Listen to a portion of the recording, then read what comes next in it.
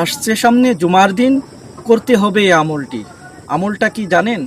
হুজুর সাল্লাল্লাহু আলাইহি ওয়াসাল্লাম বলেন, পবিত্র জুমার দিনে যেই ব্যক্তি মাত্র 5টি কাজ করবে, তার আমল নামায় 1 বছর নফল নামাজ এবং 1 বছর নফল রোজা রাখার সওয়াব দান করা হবে। মনে রাখবেন, আমলটি কিন্তু প্রতিটা কদমের বিনিময়ে হবে। চলুন শুনে আসি সেই 5টি কাজ কি। 1 নম্বরে, যেই ব্যক্তি পবিত্র জুমার দিনে উত্তম রূপে গোসল করবে। 2য় নাম্বার হচ্ছে যেই ব্যক্তি আগে আগে মসজিদে আসবে। 3য় নাম্বার হচ্ছে পায়ে হেঁটে মসজিদে আসবে।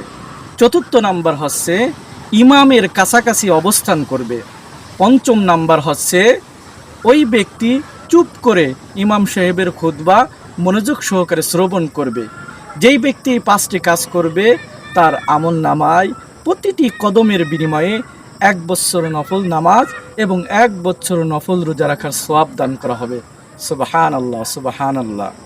আপনারা নিজেরাও এই আমলটি করবেন, অন্যকে আমল করার জন্য ভিডিওটি শেয়ার করে দিবেন।